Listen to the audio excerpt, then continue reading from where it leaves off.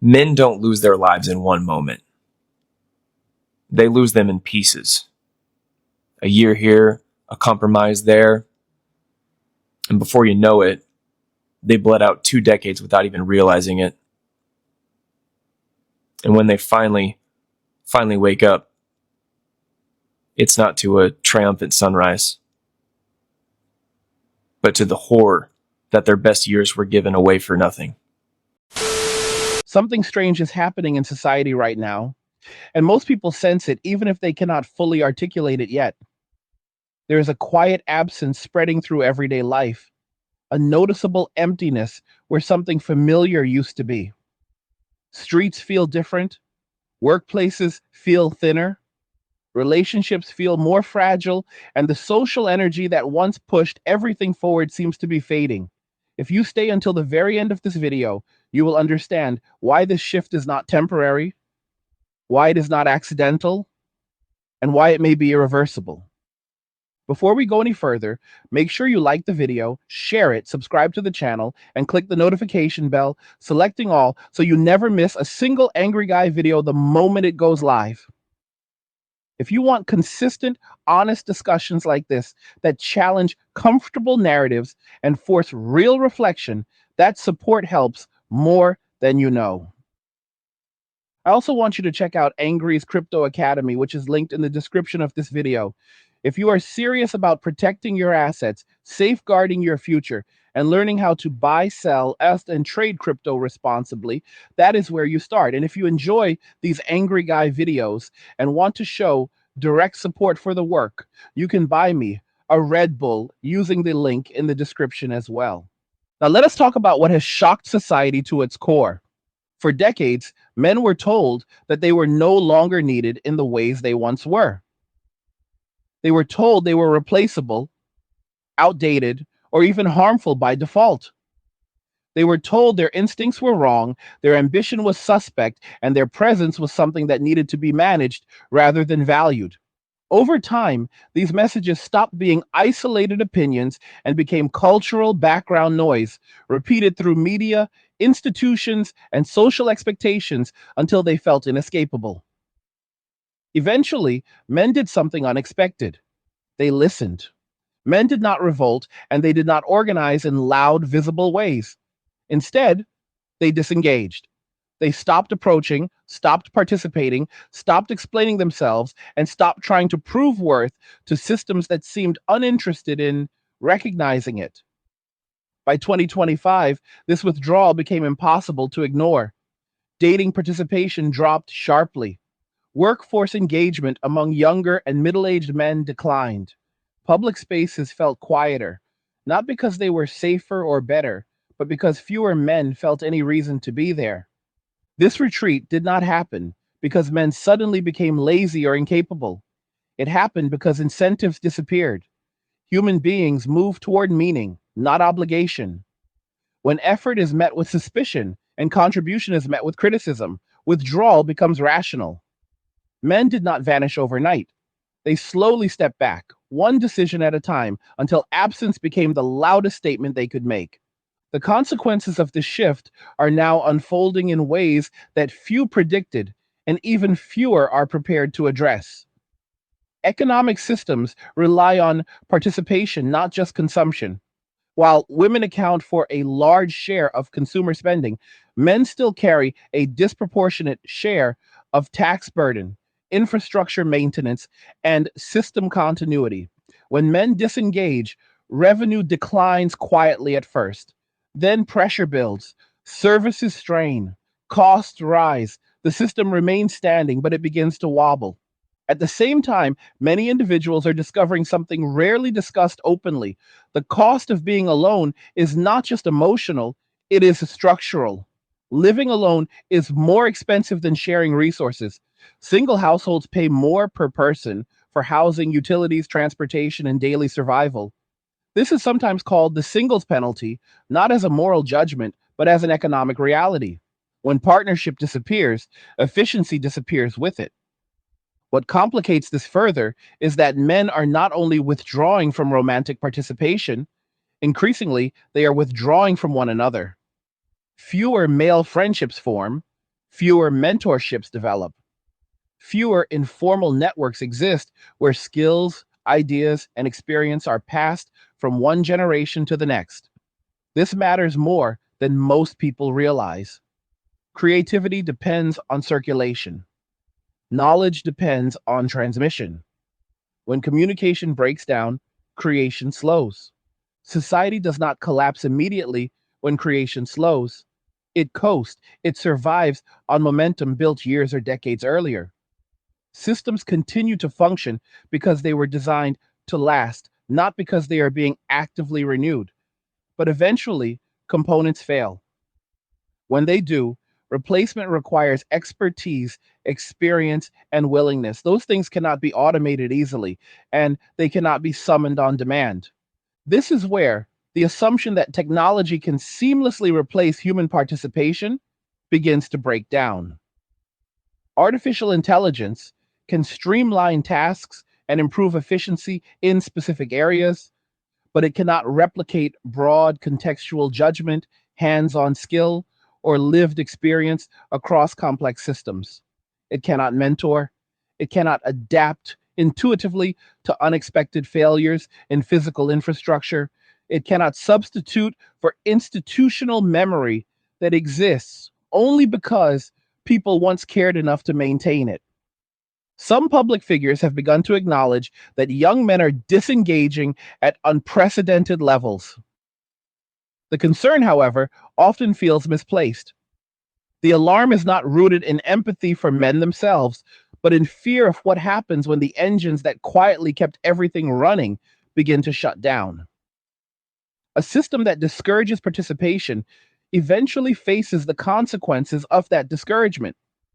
There is a deeper psychological layer to this withdrawal that rarely gets discussed honestly. A man who feels no responsibility toward family, community, or future legacy will not invest energy into maintaining systems that offer him nothing in return. Motivation does not come from guilt, it comes from purpose. When purpose is removed, rest becomes more appealing than struggle. Peace becomes more valuable than approval. This shift has left society scrambling for explanations that avoid self reflection. It is easier to frame withdrawal as a failure of men than as a failure of incentives. It is easier to label disengagement as apathy than to ask why effort stopped making sense. But systems that rely on participation must ask difficult questions when participants walk away, or they will continue to deteriorate without understanding why. For many men, withdrawal did not lead to despair, it led to simplicity. Without pressure to perform socially, romantically, or financially beyond their own needs, they began to design quieter lives. Men tend toward minimalism when given permission to do so. Remove external demands, and many discover that comfort requires far less than they were taught to believe. Peace becomes the priority. Stability replaces ambition. Contentment replaces validation. This does not mean men stopped caring about the world. It means they stopped sacrificing themselves for systems that appeared hostile to their existence. They learned the difference between being alone and feeling isolated. They learned that self acceptance was more reliable than external approval. And once that realization took root, returning to old patterns became unnecessary. Meanwhile, cultural narratives struggled to adapt. For years, messaging encouraged men to step aside, to make space, to suppress instincts, and to accept diminished roles. When men did exactly that, the result was not liberation, but imbalance. Many people are now discovering that systems designed to exclude participation cannot function indefinitely. Every day, stories surface of individuals struggling to manage alone what was once shared. Financial stress increases. Emotional exhaustion rises. The absence of informal support structures becomes painfully visible. What was once dismissed as unnecessary is suddenly missed, not because of nostalgia, but because reality has teeth. Men protected others from the harshness of reality for generations, often without recognition. They absorbed risk, responsibility, and pressure quietly. As they step away, reality does not disappear, it redistributes. Those now facing it directly are discovering that resilience is not optional and that independence comes with costs that slogans never accounted for. The most important realization in all of this is that withdrawal is not a protest that can be negotiated away. It is a conclusion. Men did not leave impulsively, they left after decades of observation. Pattern recognition replaced promises. Hard times are here. Jobs are disappearing fast. And if you lose yours, you could be homeless in a few months or even a few weeks. But it doesn't have to be that way. Check out Angry's Creator Academy and learn how to build your own online business using YouTube to grow it. And get the free creator blueprint when you sign up. The link's in description below. Go check it out now. Behavior mattered more than language. Once that shift occurred, trust did not return. As society grapples with the consequences of this disengagement, the question is no longer how to convince men to return to old roles. The real question is whether the systems that drove them away are capable of change at all, because without meaningful change, absence will remain the most rational response. We are only at the beginning of understanding what happens when the foundation quietly steps aside. The noise will increase, the confusion will grow, and the answers offered will become increasingly desperate, but understanding always begins with honesty, not blame. And that is where this conversation truly starts. Continuing the narrative, it becomes clear that what society is experiencing now is not a temporary phase or a trend that will simply reverse with time. This is a structural shift, the kind that happens when incentives, trust, and shared purpose erode slowly and then disappear all at once. Then people often assume social systems are resilient by default, but resilience only exists when individuals continue to invest effort into maintaining them. When that investment stops, decay is not dramatic at first. It is subtle, uneven, and easy to dismiss until it becomes unavoidable. One of the most misunderstood aspects of men walking away is the assumption that this is about resentment or bitterness. For many men, it is neither. It is about exhaustion and clarity. Resentment is loud and reactive, while withdrawal is quiet and deliberate. The men who stepped back did not do so because they wanted attention. They did so because they no longer saw a reason to participate in environments that punished them for existing while demanding their continued contribution. Over time, they learned that opting out was not only possible, but healthier. This clarity did not arrive overnight. It came from years of watching patterns repeat. Men noticed that expectations placed on them continued to rise while appreciation declined. They noticed that mistakes were magnified while sacrifices were ignored. They noticed that they were expected to be providers, protectors, and stabilizers while being told that those roles were outdated or unnecessary. When contradictions persist long enough, people stop arguing with them and start adjusting their behavior. A key element often ignored in mainstream discussion is how male motivation actually works. Men are not driven primarily by praise, and they are not sustained by obligation alone. They are driven by purpose, responsibility, and tangible outcomes. When effort produces visible results that benefit people they care about, motivation follows naturally. When effort produces criticism, risk, and diminishing returns, motivation fades just as naturally. This is not a moral judgment, it is human behavior. As men disengaged, many institutions attempted to compensate by increasing pressure rather than restoring purpose. Campaigns encouraged men to participate without addressing why they stopped.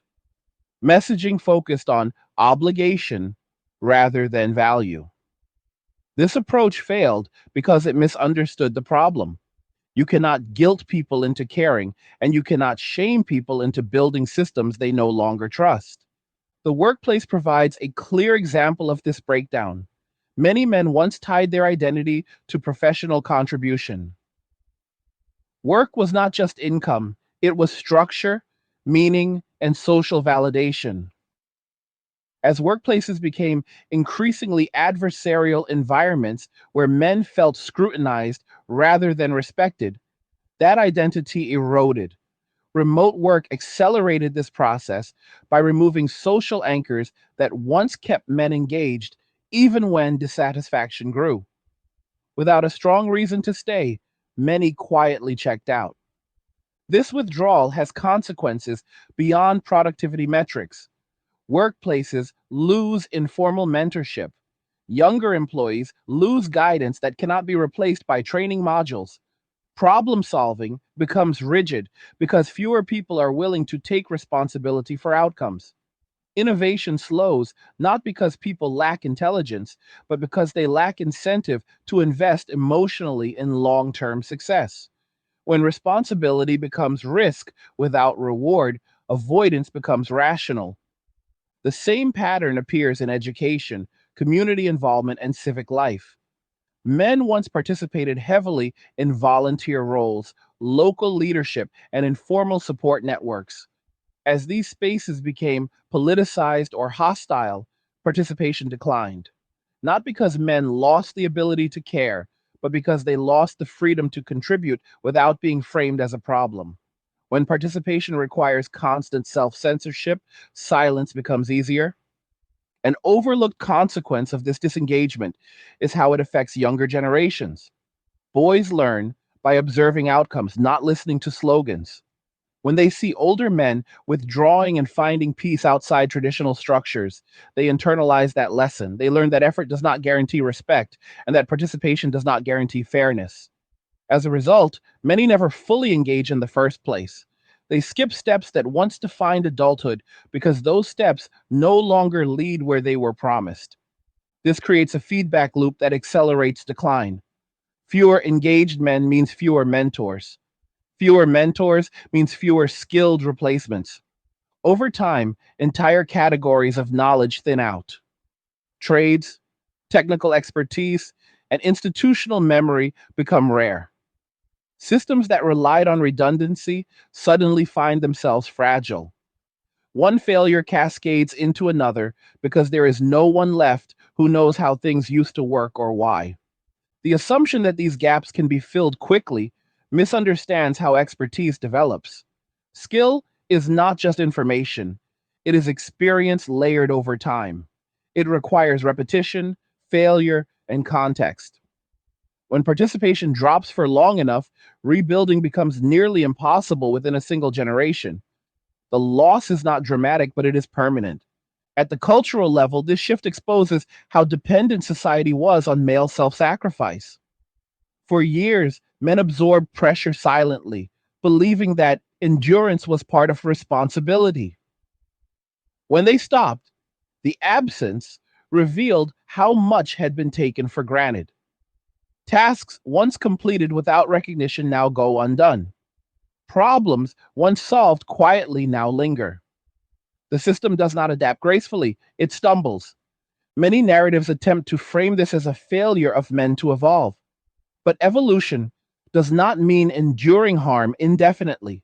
It means adapting to reality. Men adapted by minimizing exposure to environments that drain them. They adjusted expectations downward. They learned to live with less social approval in exchange for more personal peace. In doing so, they demonstrated a form of resilience rarely acknowledged. This resilience is visible in how men structure their lives after disengagement. Many focus on financial independence, not as a path to status, but as insulation from obligation. They simplify consumption, they prioritize rest and routine, they invest in hobbies, fitness, and self directed learning. They reduce social circles to those that feel reciprocal rather than transactional. These choices are not signs of despair, they are signs of recalibration. At the same time, broader society struggles to reconcile conflicting realities. On one hand, independence is celebrated. On the other, the consequences of widespread independence are destabilizing. Systems built on interdependence cannot function when large segments opt out. This tension produces confusion rather than solutions, because acknowledging the root causes would require uncomfortable admissions. One such admission is that social cohesion cannot be maintained through antagonism. You cannot tell a group they are unnecessary and then panic when they stop contributing. You cannot frame participation as a liability and then demand it as a duty. These contradictions erode trust faster than any economic downturn. Trust, once lost, is rarely restored through rhetoric alone. Another uncomfortable truth is that many of the issues now surfacing were predictable. Warnings were dismissed as exaggeration or hostility. Concerns were reframed as insecurity. Over time, those raising them stopped speaking. Silence replaced argument. Withdrawal replaced protest. By the time the consequences became visible, the people who understood them best were already gone. This absence is now forcing society to confront realities it avoided for decades. Independence is expensive. Loneliness is not evenly distributed. Responsibility cannot be automated. Stability requires maintenance. When these truths collide with ideology, ideology yields to reality every time. What makes this moment particularly difficult is that there is no clear path back. The conditions that encourage disengagement still exist. The incentives have not fundamentally changed. The trust has not been rebuilt. Without addressing these factors, appeals for participation will continue to fail. People do not return to environments they associate with loss. Some attempt to argue that this withdrawal will eventually reverse as circumstances worsen. That necessity will force re-engagement. But necessity does not restore trust. It produces compliance at best, resentment at worst. Sustainable systems require voluntary participation, not coerced involvement. Without that, they remain brittle. The long-term implications of the shift are still unfolding. Economic models struggle to account for declining participation. Social programs strain under reduced funding. Cultural narratives fragment as shared experiences disappear. Communities become more isolated. The sense of collective direction fades. These are not dramatic events, but cumulative ones. Each alone seems manageable. Together, they reshape society. It is important to understand that men walking away is not an attack on others. It is a retreat from environments perceived as hostile or unrewarding. Most men did not leave to make a point. They left to preserve themselves. That distinction matters because it explains why the movement is so difficult to counter. You cannot negotiate with indifference. As this reality sets in, conversations grow louder but less productive. Blame circulates without resolution. Solutions focus on symptoms rather than causes.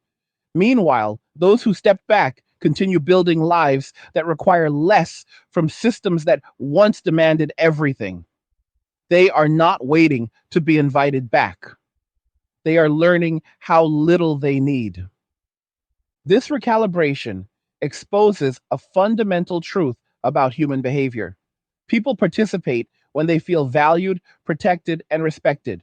Remove those conditions, and participation declines. This is not unique to men, but the scale at which it is happening among men has consequences because of the roles they historically filled. Ignoring that reality does not make it disappear. The most striking aspect of this shift is how quiet it is. There are no marches, no slogans, no centralized leadership, just millions of individual decisions made independently, yet aligned in outcome. That alignment is what makes it powerful. It cannot be dismantled by addressing a single grievance because it is not driven by one. It is driven by accumulated experience. As society continues to adjust, the question becomes less about reversing disengagement and more about understanding what replaces it. New forms of community may emerge, smaller and more selective. New economic arrangements may develop that prioritize autonomy over scale. New cultural values may form around self sufficiency rather than collective obligation. These changes will not restore what was lost, but they will define what comes next. What is clear is that the old assumptions no longer hold. Participation cannot be assumed. Sacrifice cannot be demanded without return. Stability cannot be maintained through pressure alone. The era of silent endurance has ended. What replaces it will be shaped by those who adapted early, not by those who waited too long to notice. This moment represents a turning point, not because something dramatic happened, but because something quietly stopped happening. Men stopped showing up, and when enough people stop showing up, the system must either change or continue declining under its own weight. Understanding the shift requires letting go of comfortable narratives and facing uncomfortable truths. It requires acknowledging that disengagement is often a response, not a cause. And it requires recognizing that rebuilding trust is harder than maintaining it ever was. This is not the end of society, but it is the end of certain illusions. The illusion that contribution can be extracted indefinitely. The illusion that responsibility requires no reciprocity. The illusion that people will continue playing roles that no longer serve them. And what comes next will not be decided by speeches or campaigns. It will be decided by incentives, behavior, and lived experience. And those forces are already in motion. As this pattern continues, what becomes impossible to ignore is how deeply interconnected motivation, respect, and stability truly are. Societies often behave as if participation is automatic, as if people will continue contributing regardless of conditions simply because that is how things have always been done. History shows the opposite. Participation is conditional. It depends on whether individuals believe their effort matters, whether they feel protected by the systems they support, and whether the return on their investment, emotional or material, feels fair. When those conditions disappear, so does engagement. One of the reasons this shift feels so unsettling is that it exposes how fragile many modern structures actually are. They were never designed to function without a large base of willing contributors. They assumed compliance, not consent. For decades, men filled gaps quietly, absorbed inefficiencies, and compensated for structural weaknesses through personal sacrifice. When that sacrifice stopped, the weaknesses became visible almost immediately. What once appeared stable now looks improvised. This is especially evident in areas that rely heavily on informal labor and unspoken responsibility. Communities function not because of formal rules alone, but because people take initiative without being asked. They fix things before they break. They step in when others cannot. They share knowledge without compensation. When those habits vanish, systems become reactive rather than proactive. Problems are addressed only after they become crises, and even then, solutions are often temporary. The psychological impact of long term disengagement is another dimension rarely discussed. Men who withdraw do not simply disappear into isolation. Many develop a heightened awareness of how their time and energy are spent. They become selective. They begin to evaluate interactions based on reciprocity rather than obligation. This recalibration changes how they view relationships, work, and community. Once this perspective solidifies, returning to environments that demand without giving feels irrational. This shift also alters how men perceive conflict. Without a stake in outcomes beyond personal well being, many simply avoid confrontation altogether.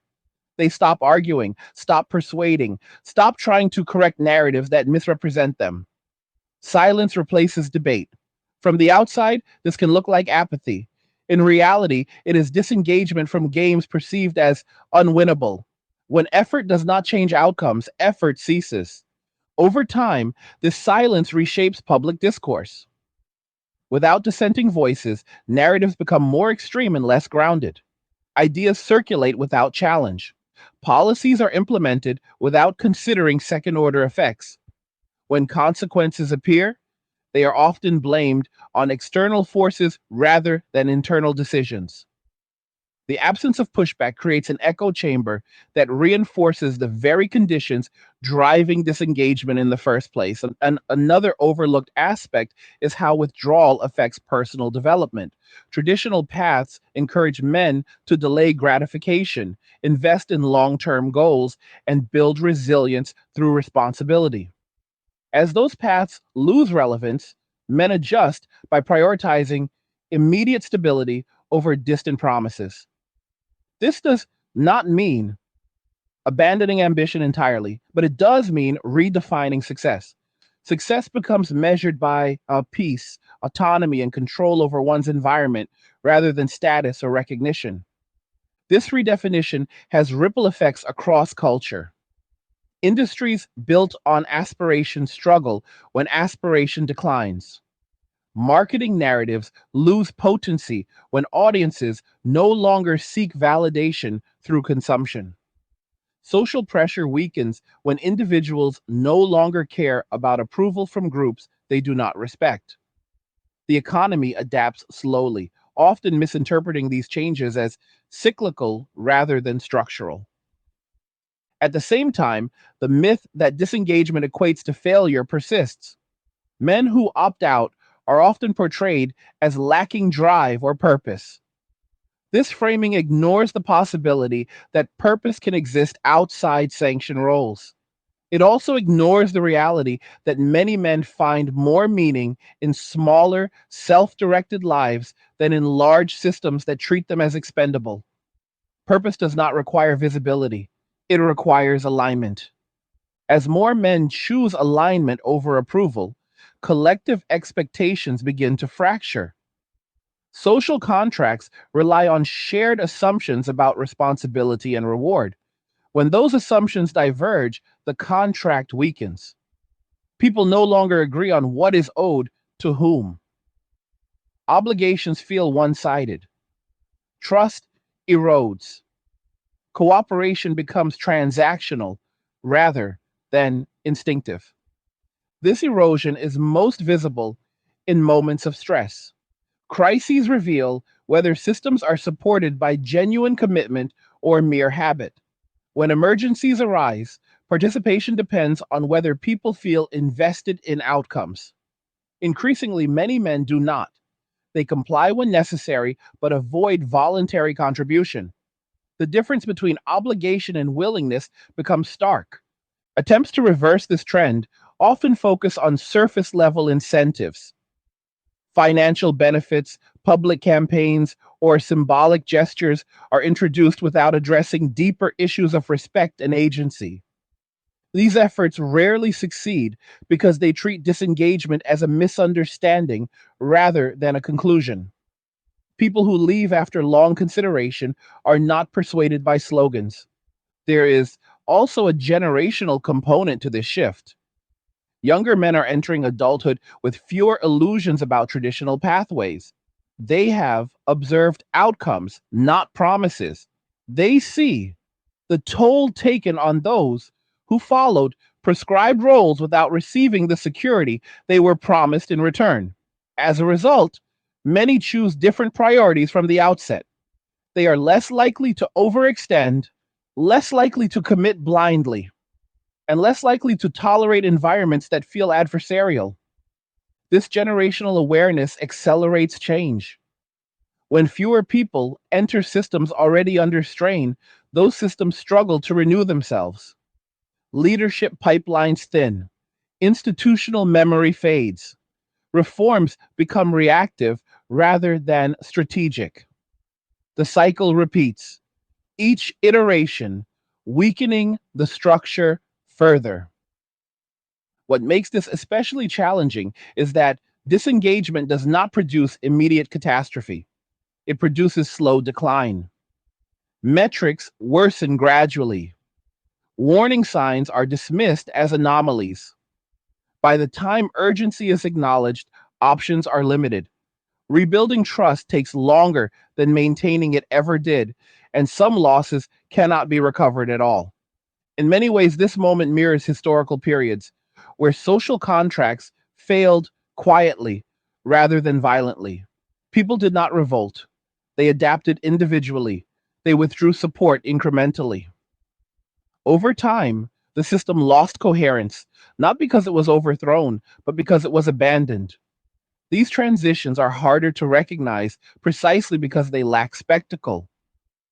Another uncomfortable reality is that many men who disengage do not feel regret. They feel relief. Relief from constant scrutiny, relief from expectations that never matched rewards, relief from roles that demanded sacrifice without security. Once experienced, that relief becomes difficult to relinquish.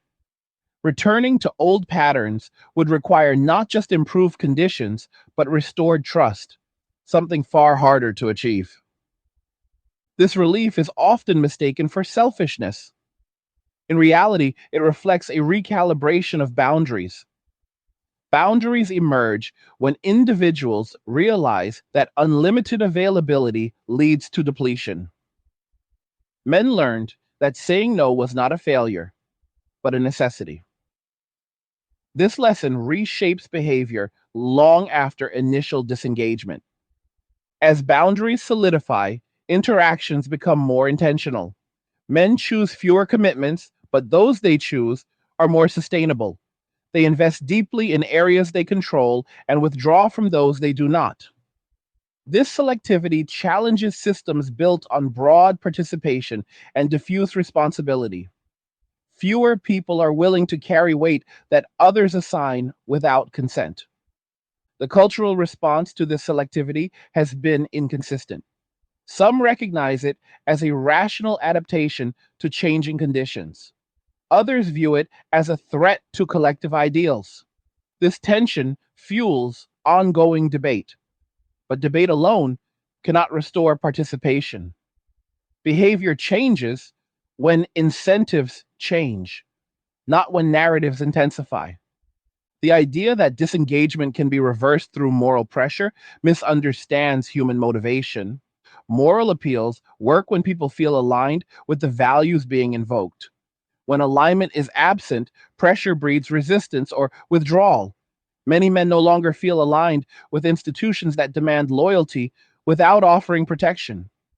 Until that alignment is restored, pressure will fail. Restoring alignment would require acknowledging past failures, redistributing responsibility fairly, and creating environments where contribution is rewarded rather than punished. These changes are difficult because they challenge entrenched power structures and narratives. It is easier to demand participation than to earn it. Meanwhile, life continues. Men who have stepped back are building parallel lives that intersect minimally with traditional systems. They rely less on institutions and more on personal networks, savings, and self sufficiency. These adaptations reduce vulnerability, but also reduce integration. Society becomes more fragmented, less cohesive. Fragmentation does not mean chaos immediately, it means inefficiency. It means duplication of effort, it means reduced resilience during shocks. Systems designed for integration struggle when individuals prioritize autonomy. The balance between independence and cooperation shifts, often without deliberate planning. As the shift accelerates, questions arise about sustainability. Can large scale systems function when participation becomes optional? Can shared infrastructure be maintained when fewer people feel responsible for it? Can cultural cohesion survive when experiences diverge widely? These questions have no easy answers, but they cannot be ignored. The tendency to frame disengagement as a problem to be fixed rather than a signal to be understood delays meaningful response. Signals indicate underlying conditions. Ignoring them does not restore equilibrium, it amplifies instability. Understanding requires humility, something institutions often resist. At its core, this shift challenges a fundamental assumption about modern life that people will continue contributing to systems regardless of how those systems treat them. That assumption is proving false. Contribution is conditional, and conditions matter more than rhetoric. The longer this reality is denied, the more entrenched disengagement becomes. People build lives around absence just as easily as they once built lives around participation. Habits form, expectations adjust. Returning becomes unnecessary rather than difficult. This does not mean society is doomed. It means it is changing in ways that demand honest assessment. Adaptation is possible, but only if root causes are addressed. Without that, decline will continue quietly, punctuated by moments of surprise when systems fail unexpectedly. Understanding men walking away requires letting go of simplistic explanations. It is not about blame. It is about incentives, trust, and meaning. It is about recognizing that participation must be earned, not assumed. And it is about acknowledging that silence can be more powerful than protest. As we move forward, the challenge will be deciding whether to rebuild systems that people want to participate in or to continue demanding loyalty to structures that no longer inspire it. That decision will shape not just the future of men, but the future of society itself. As this disengagement continues to spread, one of the most revealing developments is how quickly assumptions about permanence fall apart. Many systems were built on the belief that people would continue to participate because there was no viable alternative. Men demonstrated that there is always an alternative, even if it means accepting a simpler life with fewer external rewards. When enough individuals make that choice, the illusion of inevitability dissolves. What society is confronting now is not a lack of capability, but a lack of willingness. The skills still exist, the intelligence still exists, the capacity for contribution still exists. What has changed is consent. Men no longer automatically consent to roles that expose them to disproportionate risk while offering diminishing returns. This withdrawal of consent is quiet, but it is decisive. One of the reasons this shift is so difficult to reverse is that it is rooted in lived experience rather than ideology. Experience is stubborn, it does not bend easily to messaging or campaigns. Men observed outcomes over time and adjusted accordingly. They did not rely on promises, they relied on patterns. Once behavior contradicted rhetoric consistently enough, trust eroded beyond repair. This erosion of trust extends into interpersonal dynamics as well. Many men have reevaluated how relationships function when expectations are asymmetrical. They notice that responsibility often flowed in one direction, while accountability flowed in another. Over time, this imbalance made emotional investment feel risky rather than rewarding. Withdrawal became a form of self protection rather than avoidance. As men step back, they also gain distance, and distance provides clarity. From the outside, many began to see social dynamics more objectively. They recognized recurring cycles of demand, disappointment, and blame. They noticed how quickly responsibility shifted when outcomes were unfavorable. This clarity made re engagement less appealing, not more. Another consequence of disengagement is how it alters time perception. When external demands fall away, time slows. Men who once lived under constant pressure discovered space to think, reflect, and recalibrate. This mental breathing room allowed them to question assumptions that once went unchallenged. Why pursue goals that no longer align with personal values? Why invest energy where it is not reciprocated? Why remain in systems that treat participation as a liability? This reflective period is crucial because it transforms disengagement from a reaction into a strategy. Men are not merely avoiding stress, they are actively designing lives that minimize exposure to it. They choose environments they can control, they limit commitments, they prioritize stability over expansion. These choices compound over time, creating a new normal that feels sustainable rather than sacrificial. The broader culture often struggles to interpret this shift accurately. Without visible protest or dramatic confrontation, withdrawal is easy to misread. It lacks spectacle. It does not announce itself. It simply manifests as absence, empty seats, unfilled roles, quiet streets, lower engagement. Each instance seems minor. Together, they signal transformation. As absence becomes more noticeable, institutions respond with confusion. Some double down on messaging. Others attempt superficial reforms. Few address underlying causes because doing so would require acknowledging that past approaches failed. Admitting failure is difficult for systems built on authority and continuity. It is easier to blame participants than to examine structure. This resistance to introspection prolongs decline. Without honest assessment, solutions remain misaligned. Efforts focus on restoring appearances rather than rebuilding trust. Participation is demanded without being deserved. This approach accelerates disengagement rather than reversing it. The economic implications of this shift extend beyond immediate productivity losses. Long-term planning becomes more difficult when participation is unpredictable. Investments carry greater risk. Maintenance is deferred. Innovation slows. These effects ripple outward, affecting everyone regardless of their level of engagement. At the household level, the consequences are equally tangible. Shared responsibility once buffered individuals from volatility. As partnerships decline, resilience declines with them. Single individuals bear costs alone. Emergencies hit harder. Recovery takes longer. What was once shared now falls on fewer shoulders. These pressures create a feedback loop. As costs rise, stress increases. As stress increases, trust declines further. As trust declines, cooperation becomes less likely. Each step reinforces the next. Breaking the cycle requires more than encouragement. It requires structural change.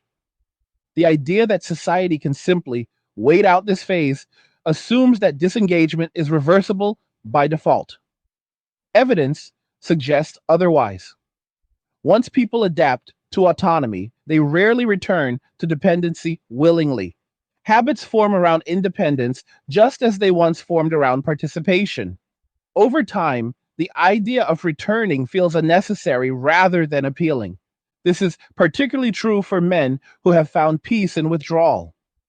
Peace is a powerful incentive. It is difficult to surrender once experienced. Returning to environments associated with stress, scrutiny, and imbalance requires compelling reasons. For many, those reasons no longer exist. Another important factor is how disengagement reshapes identity. When traditional roles lose relevance, identity shifts inward. Men define themselves less by external validation and more by internal alignment. This inward orientation reduces susceptibility to social pressure. Approval matters less. Criticism carries less weight. Autonomy becomes the primary value. As autonomy rises in importance, collective norms weaken. People follow fewer unwritten rules. They participate selectively. This fragmentation challenges systems designed around uniform behavior. Coordination becomes harder. Predictability declines. Systems adapt slowly, often lagging behind reality. The cultural narrative that once framed participation as virtue struggles to adapt. Virtue without reciprocity feels hollow. Sacrifice without security feels exploitative. Men increasingly reject narratives that frame endurance as moral obligation while ignoring outcomes. They demand evidence that effort leads somewhere meaningful. This demand for evidence exposes a gap between promise and reality. Many promises were made under conditions that no longer exist. Economic stability, social mobility, and long-term security have become less attainable for large segments of the population. When promised outcomes fail to materialize, trust collapses. The collapse of trust does not produce immediate chaos. It produces quiet disengagement. People stop believing. They stop investing. They stop planning for futures that feel uncertain. This shift is subtle but profound. It changes how people allocate time, money, and energy. As more men disengage, the burden on remaining participants increases. Those still involved are asked to do more with less support.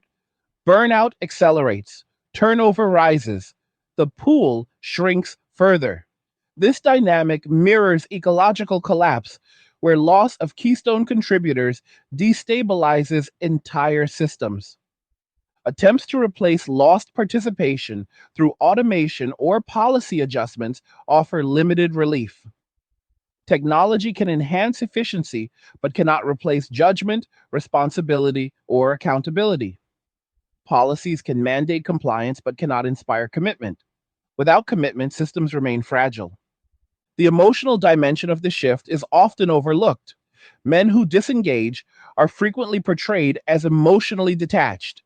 In reality, many disengaged men have simply redirected emotional investment away from public systems toward private stability. They care deeply about fewer things rather than shallowly about many. This concentration of care produces resilience at the individual level but reduces collective capacity. Society becomes a collection of insulated units rather than an integrated whole. Cooperation becomes transactional. Trust becomes conditional. Shared identity weakens. As shared identity weakens, conflict resolution becomes harder. Without common ground, disagreements escalate quickly or are avoided entirely. Dialogue gives way to silence. Silence gives way to misunderstanding. Misunderstanding reinforces division, and the absence of male participation in communal spaces also changes how those spaces function. Activities that once relied on volunteer effort struggle to continue. Traditions fade, informal support networks dissolve. What remains is often more bureaucratic and less human. This transformation alters the texture of daily life. Interactions become more formal, relationships become more cautious, community feels thinner. These changes are difficult to quantify, but easy to feel. They contribute to a sense of drift that many experience without fully understanding. At the policy level, responses often miss the mark because they address symptoms rather than causes. Incentives are offered without restoring respect. Penalties are imposed without rebuilding trust. Participation is framed as obligation rather than opportunity. These approaches reinforce the very dynamics driving disengagement.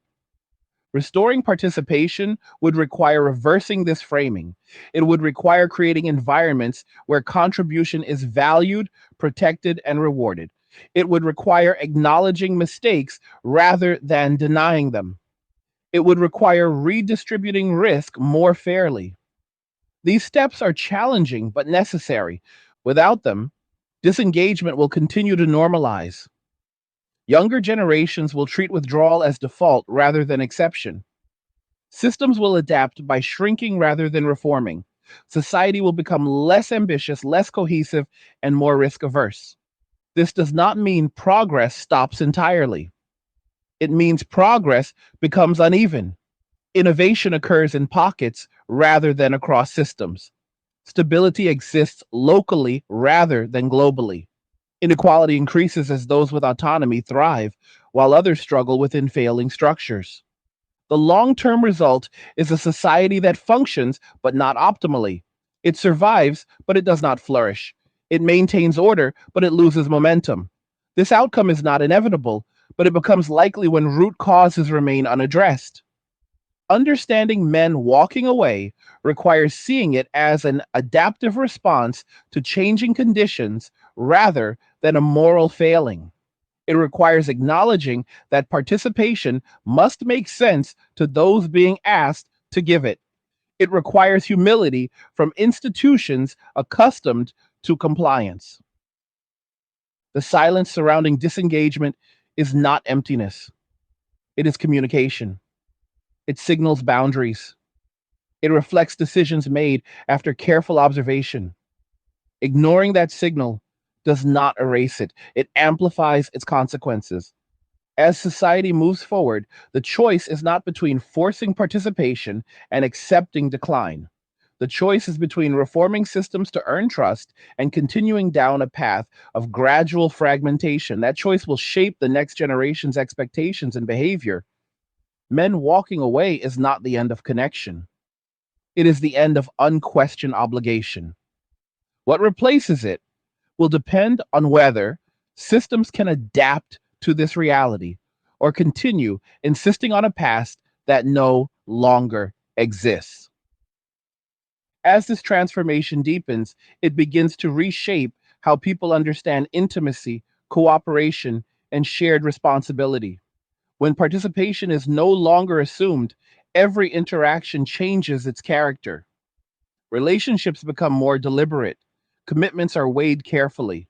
Men who have stepped back no longer rush toward connection out of expectation or habit. They evaluate whether connection adds stability or introduces volatility.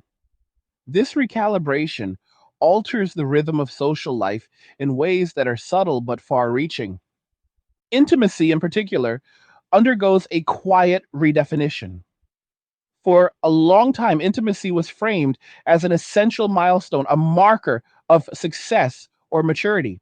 Men were taught that fulfillment required partnership and that solitude was a failure to launch. As disengagement spread, that narrative weakened. Many men discovered that intimacy without reciprocity felt hollow, and that solitude without chaos felt restorative. This realization did not eliminate the desire for connection, but it raised the standard for it. As standards rise, participation narrows. Men become less willing to enter relationships that feel unstable, performative, or transactional. They look for calm rather than excitement, consistency rather than intensity. This shift challenges cultural norms that equate passion with volatility. It reframes success not as dramatic experience, but as sustained peace. That reframing unsettles systems that rely on constant emotional engagement to maintain momentum. The redefinition of intimacy also affects how conflict is handled. Men who disengage are less inclined to escalate disputes or seek resolution through prolonged negotiation. They recognize that some conflicts are structural rather than situational. Instead of trying to fix what feels fundamentally misaligned, they exit. This approach prioritizes self preservation over reconciliation and reflects a broader shift toward boundary enforcement. Boundaries become central to how men navigate the world after withdrawal. Where once boundaries were flexible and often sacrificed in the name of obligation, they become firm and non negotiable. Time, energy, and attention are treated as finite resources rather than renewable ones. This perspective influences every decision, from career choices to social engagement. The question becomes not what is expected, but what is sustainable. As more men adopt this mindset, collective norms adjust. Environments that ignore boundaries lose participants. Spaces that respect autonomy retain them. Over time, this creates a sorting effect where only systems that adapt survive. Those that cling to outdated assumptions about availability and sacrifice experience continued attrition. Community life changes accordingly. Traditional community structures relied heavily on voluntary participation driven by shared identity and mutual obligation. As that obligation weakens, participation becomes conditional. People contribute when they feel aligned and withdraw when they do not. This selective engagement produces smaller, more cohesive groups rather than broad, loosely connected networks. These smaller groups often function more efficiently at the local level but struggle to scale. Trust is high within them but limited outside. Cooperation exists but it is bounded. This fragmentation reduces the ability to mobilize resources quickly across large populations. It also increases variability in outcomes, with some groups thriving while others decline. The economic implications of this fragmentation are significant. Markets function best when participation is broad and predictable. As predictability declines, risk increases. Long-term investments become less attractive. Short-term strategies dominate. Stability gives way to caution. This shift affects everything from infrastructure planning to labor markets. Labor markets, in particular, reflect the consequences of disengagement. Men who withdraw from traditional employment often seek arrangements that maximize autonomy, such as contract work, self employment, or reduced hours. While these arrangements provide flexibility, they also reduce collective bargaining power and weaken institutional loyalty. Employers struggle to retain talent. Employees resist long term commitments. This erosion of loyalty is not rooted in disinterest, but in self protection. Men who have experienced volatility or perceived unfairness in traditional roles are reluctant to invest deeply again. They prefer arrangements that allow quick exit. This preference reshapes organizational culture, making it more transactional and less relational. As transactional relationships become the norm, trust declines further.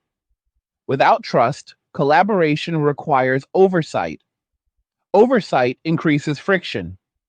Friction reduces efficiency. The cycle reinforces itself. Systems designed for cooperation struggle under the weight of compliance mechanisms. Education systems also feel the effects of disengagement. Young men approach education with skepticism, questioning whether credentials deliver promised outcomes. Many opt for alternative paths that offer immediate utility rather than deferred rewards. This pragmatic approach challenges institutions built around long term credentialing and abstract goals. As fewer men pursue traditional educational trajectories, skill development becomes uneven. Some acquire practical expertise quickly, others fall through gaps. Institutions respond by adjusting curricula or lowering barriers, but these changes often address symptoms rather than underlying trust issues.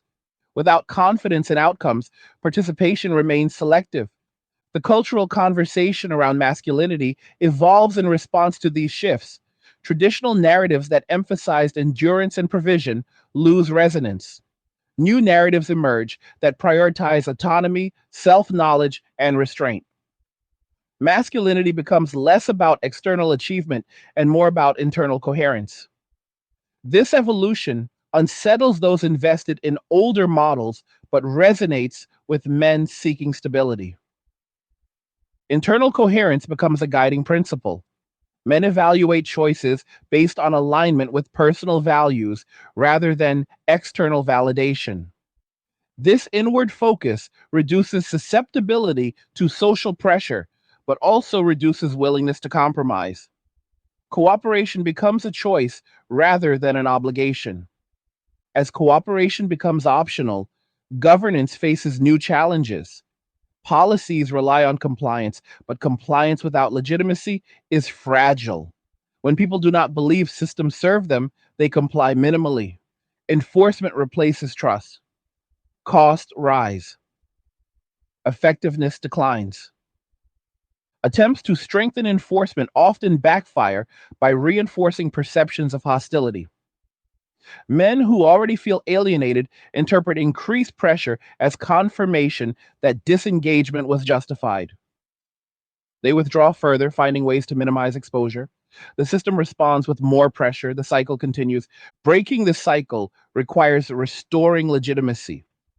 Legitimacy emerges when people believe systems are fair, transparent, and responsive. It requires accountability for decision makers and protection for participants.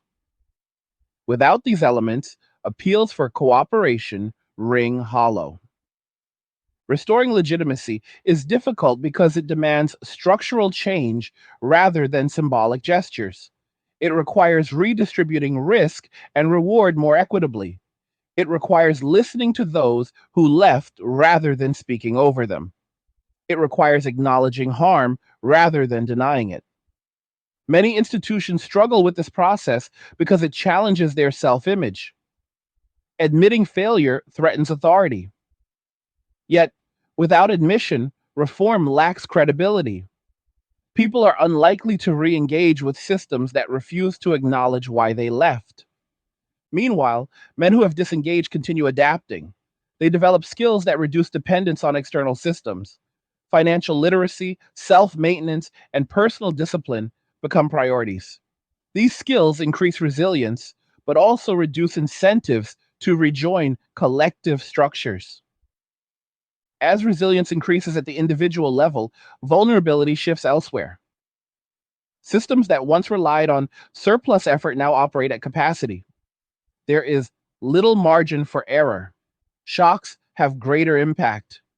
Recovery takes longer. This dynamic is visible in moments of crisis. When emergencies arise, participation is uneven. Some respond quickly, others remain distant. Coordination suffers. Outcomes vary widely. These disparities fuel further disengagement as people question the value of collective response. The emotional toll of this fragmentation is complex. While many men find peace and autonomy, they also experience a narrowing of social horizons. Fewer connections mean fewer opportunities for shared meaning. The trade off between peace and belonging becomes more pronounced. Each individual navigates it differently.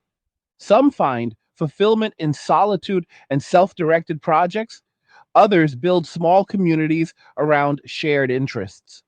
These communities often emphasize mutual respect and clear boundaries. They function well within limits, but rarely scale to replace broader social structures. As broader structures weaken, the burden on these smaller communities increases. They are asked to provide support once offered by institutions. This expectation strains their capacity. Some adapt, others dissolve. The landscape becomes uneven and unpredictable.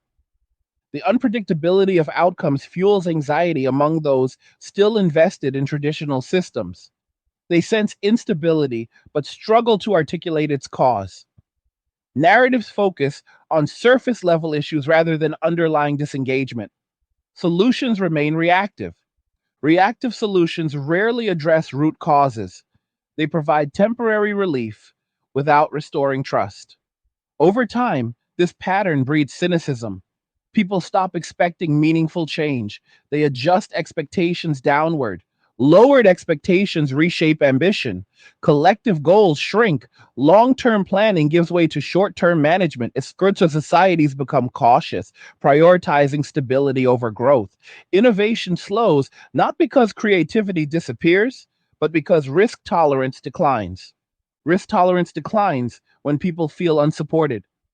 Men who disengaged learned that risk was often personal while reward was collective. They adjusted by minimizing exposure. This lesson spreads as others observe outcomes. Risk aversion becomes cultural. As risk aversion spreads, opportunities narrow.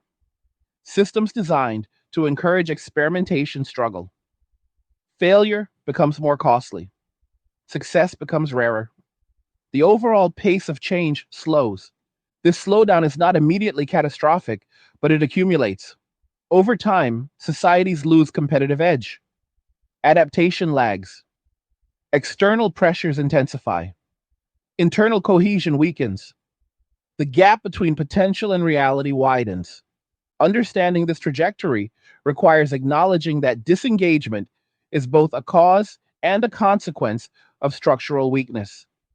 It reflects adaptation to conditions while simultaneously reinforcing those conditions. Breaking the cycle requires intervention at multiple levels.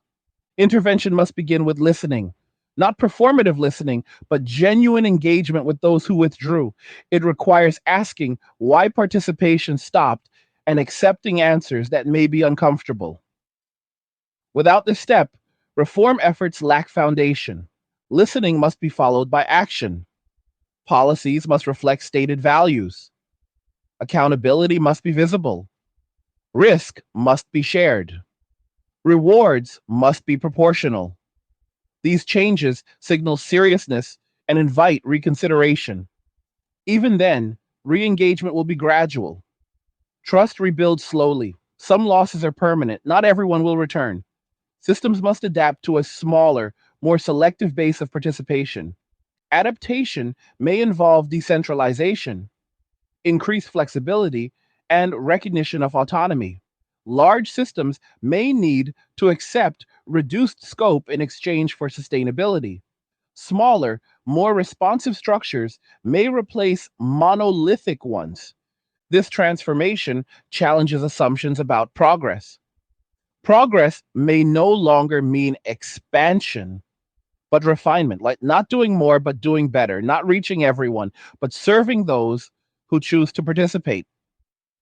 Men walking away forces society to confront these questions sooner rather than later.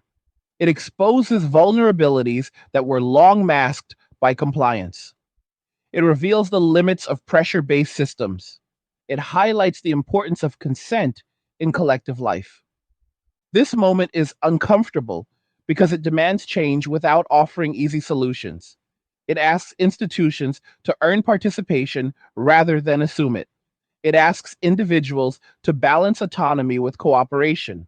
It asks society to redefine success. What emerges from this process will depend on choices made now, whether systems adapt or continue declining, whether trust is rebuilt or further eroded, whether participation becomes meaningful again or remains optional. The silence of disengagement is not emptiness, it is feedback. It reflects decisions shaped by experience. Ignoring it prolongs instability. Engaging with it offers a chance for renewal. As this long arc comes into view, what remains is not a dramatic collapse, but a reckoning with reality. Societies rarely fail all at once. They thin out, they lose momentum, they become quieter, slower, and less ambitious. What we are witnessing now is not an ending, but a settling into the consequences of decisions made over decades, often with good intentions, but without regard for incentive, reciprocity, or human nature. Men walking away did not create these conditions, they responded to them.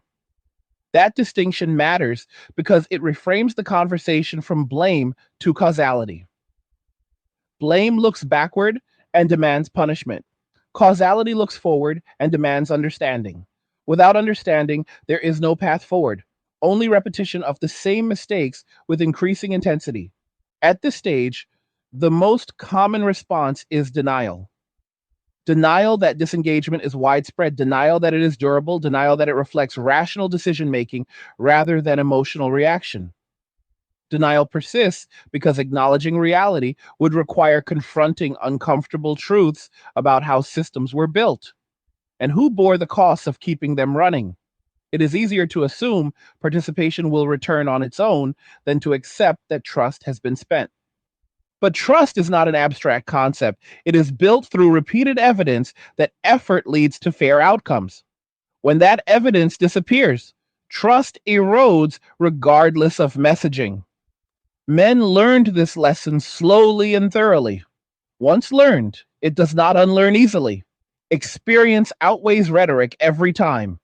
This is why appeals to nostalgia fail. Reminding men of how things used to be ignores why they changed. It assumes the past can be restored without addressing the conditions that made it unsustainable. Nostalgia offers comfort but not solutions. Men are not leaving because they forgot the past. They are leaving because they remember it clearly and judged it wanting. Another response is moralization, framing disengagement as a character flaw or ethical failure. This approach also fails because it misunderstands motivation. People do not reorganize their lives around moral accusations. They respond to incentives, safety, and meaning. Moral pressure without material alignment breeds resentment, not cooperation. The third response is substitution, attempting to replace lost participation with automation, policy, or imported labor. While substitution can mitigate some effects temporarily, it cannot replace trust or shared purpose. It also introduces new dependencies and vulnerabilities. Over time, substitution compounds fragility rather than resolving it. The hardest response, and the only one with potential, is reform. Reform requires acknowledging that participation must be earned, not assumed. It requires accepting that some losses are permanent and that rebuilding will be partial and slow. Reform demands humility from institutions accustomed to authority and certainty. It demands accountability where there was once immunity. Reform also requires redefining success. Success can no longer be measured solely by scale, growth, or compliance. It must be measured by sustainability, consent, and alignment. Systems that serve fewer people well may be healthier than systems that serve many poorly. This shift challenges deeply ingrained assumptions about progress. For men who have already disengaged, reform may arrive too late to change their personal trajectories. Many have built lives that function independently of traditional structures. They have adjusted expectations, reduced exposure, and prioritized peace.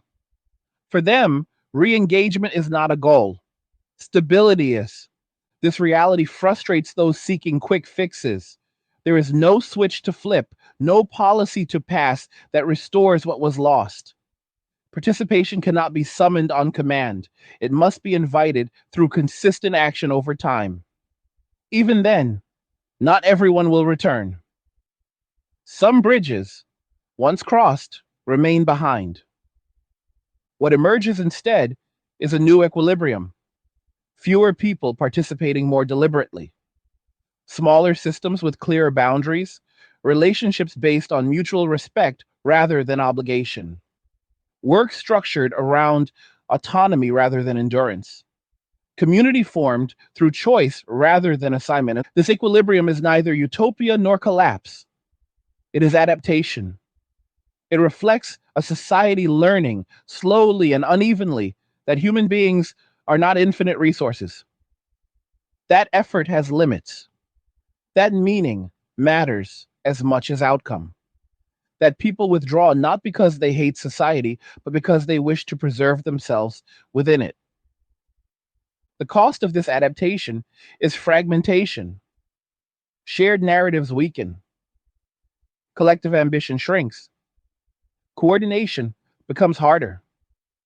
These costs are real and cannot be dismissed, but they must be weighed against the cost of ignoring disengagement entirely, which is gradual decay without understanding. At the individual level, men walking away represents a reclaiming of agency. Agency is the ability to choose one's path without coercion. For many men, reclaiming agency meant stepping back from roles that demanded sacrifice without protection. It meant accepting smaller lives with greater control. It meant choosing peace over approval. Agency changes how people respond to pressure. When agency is strong, pressure loses power. This is why attempts to shame or scare men back into participation fail. Those tactics rely on dependency. Withdrawal broke that dependency. At the cultural level, this shift forces a reckoning with narratives that conflated endurance with virtue. Endurance without purpose becomes exploitation. Men learned to distinguish between the two. Once that distinction is made, it cannot be undone by appeal to duty alone. At the economic level, disengagement exposes inefficiencies long masked by overwork and undercompensation. Systems that relied on surplus effort struggle to adapt. Productivity declines, not because people are incapable, but because they are unwilling to subsidize inefficiency with their lives. At the relational level, standards rise. Men become selective about where they invest emotionally. They seek reciprocity rather than validation. They value calm over chaos. This selectivity reduces participation but increases stability for those who choose it. None of this fits neatly into existing frameworks. It resists categorization. It frustrates commentators who seek villains and heroes. Men walking away is neither rebellion nor retreat, it is recalibration. The long term consequences of recalibration depend on response. If institutions adapt, acknowledging agency and restoring trust, participation may stabilize at a lower but healthier level. If institutions resist, insisting on compliance without reform, disengagement will deepen.